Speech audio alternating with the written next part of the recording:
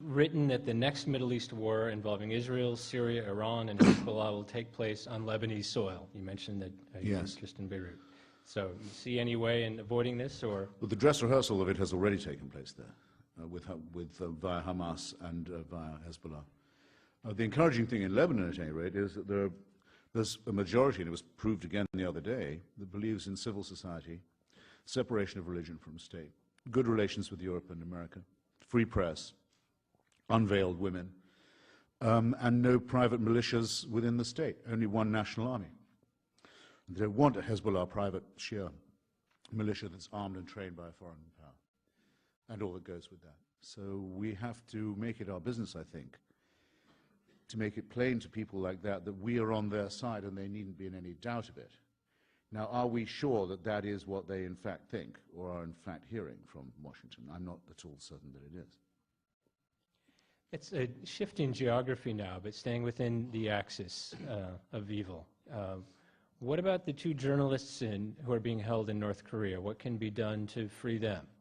Well, like everybody else in this drama in Korea, those young ladies are hostages.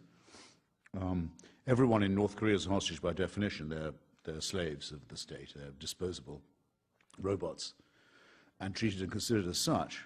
But unfortunately, so are the South Korean population, because, as most of you will know, the capital city of South Korea, now at last, after a lot of struggle, capital city of a democracy, Seoul, is very, very near the border with North Korea.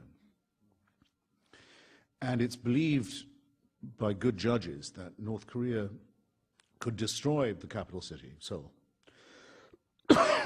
in a matter of hours, just by saturating it with conventional fire, of which it has enormous batteries stacked next to the border.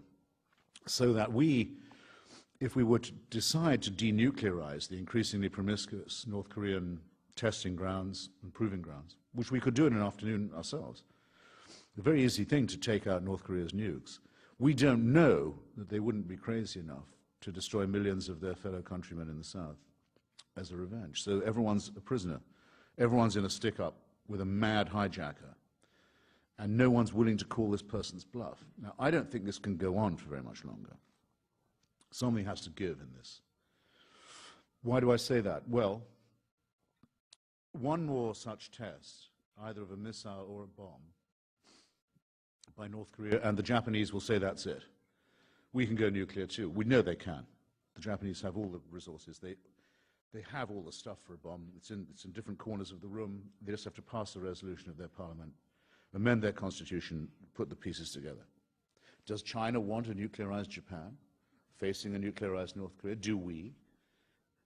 You can see where this is going. Which is the greater risk? I'll tell you what I think from the experience of Iraq and other things. Putting it off, putting the confrontation off, makes it worse. It means it's going to be much more horrible when it does come.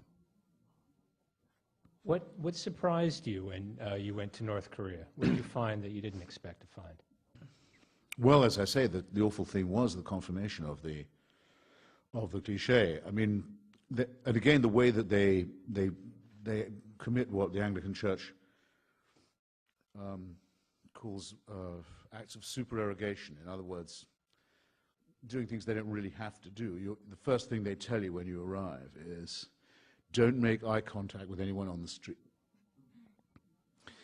Don't try and talk to a North Korean. Don't try and strike up a conversation. Now, I don't speak Korean, and they knew that. Very few North Koreans speak English. In any case, it was painfully evident that everyone in North Korea had already got that bulletin, because they wouldn't make eye contact, they wouldn't agree, they wouldn't look at it. Some children would, because they didn't know or they hadn't taken yet. But so it was unnecessarily crude of them to tell me not to do something that I wasn't able to do in any case, that they'd made sure I couldn't do. And it's not the way that you charm your visiting. After all, to get there, I'd had to pretend to be a fan of the regime. Right? So that was pretty rough. I did not see this happen, but a friend of mine swears to it. Getting tired of, you can't go to the opera, can't go to the TV, you can't go, no movies, nothing except long live the dear leader. He went to the zoo just to have a walk around the park. And there were some animals, rather morose half-starved animals, but there they were. And he got to the parrot section, and there was a big parrot looked at him in a sort of beady way. And he looked at the parrot in a rather morose manner. And after a short interval, the parrot opened its beak and said, "Long live the dear leader, Kim Il-sung." The only comment it felt able to make. I don't know, but I tell you what. I didn't see it, I can't swear to it, but I don't disbelieve it. Here's someone who would like to know, would North Korea be more productive if they fed their people? Well, that's a good question, because it's a dilemma from which we rescue them. It's what I mean by hostage blackmail. The North Koreans do their tests when they're in famine. They say, if you want us to stop testing, we insist that you supply us with 5 million tons of grain. Now, we can always say, we won't do that. You treat your people like this, you starve them to build nukes, you feed them. Use your own bloody grain. Fine, so then it's on our conscience that their people starve to death. They bet, and they've so far bet correctly, we will, A, go back to the talks, having been insulted by the latest test of the bomb and the missile, and we'll give them the grain. And we stencil on the grain the Stars and Stripes, and it says in Korean, "A gift from the people of the United States." So they can't give it out any other way, and they do. And they say, you see, so powerful and beloved is the dear leader that the United States pays him a regular tribute, just out of respect and fear of his